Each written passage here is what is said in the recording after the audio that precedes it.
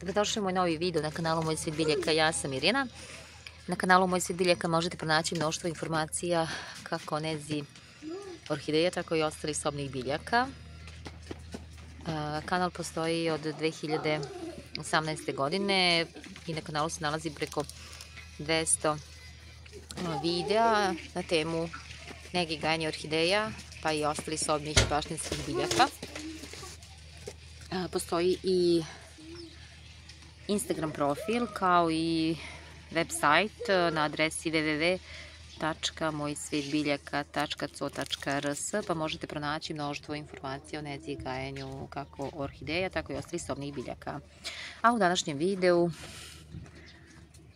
kao što sam najavila u prethodnom videu, sledi sadnja ljubičice, afričke ljubičice. Afričke ljubičice su jedne od, možemo reći, najrasprostranjenijih sobnih biljaka.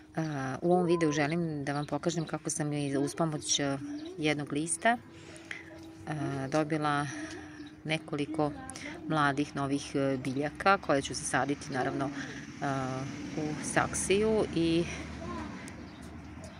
bukvalno razmnožila sam ovu afričku ljubičicu.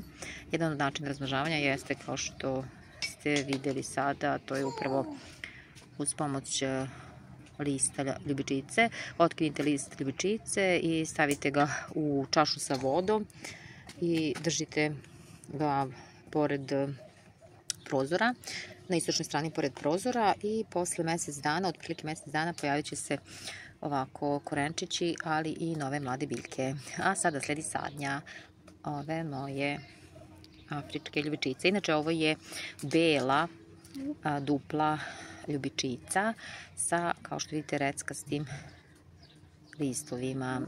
Veoma lep primerak. Za sadnju afričke ljubičice, znači, potrebna je saksija. Znači, izabrala sam jednu manju saksiju, koristit ću kamenčiće kao drenažni sloj radi boljeg oticanja vode i kupila sam zemlju.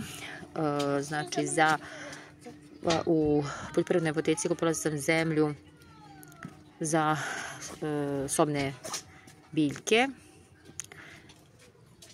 I sada sledi sadnja. Na dno saksije uvek stavljam kamenčiće kao drenažni sloj radi boljeg oticanja vode prilikom zalivanja. Evo vidite koliko sam stavila. I sada ću staviti zemlju. Ovako, ne treba previše pritiskati.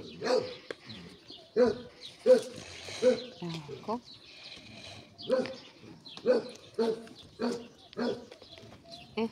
I sada ću samo napraviti malo prstom prostora za ove korenčiće, pošto su baš poduži, i na sredini ovako polako ću ih staviti i zasaditi biljku. Ostavit ću da se ove mlade biljčice vire iznad zemlje, neću ih skroz zatrpati i ostavit ću, neću previše pritiskati. Znači, kao što vidite, presađivanje je završeno.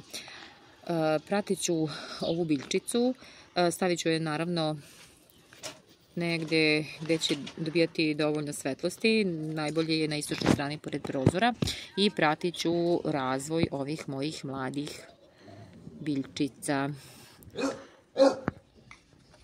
To bi bilo sve u ovom videu. Nadam se da će ovaj video nekome koristiti, da će poslužiti. Pa zato, ukoliko vam se svide ovaj video, obavezno lajkujte, komentarišite, iznosite svoje iskustva i zapažanja na ovo i slične teme. Veliki pozdrav, uživajte u cveću i letu i svako dobro vam želim do narednog videa. Sve najbolje!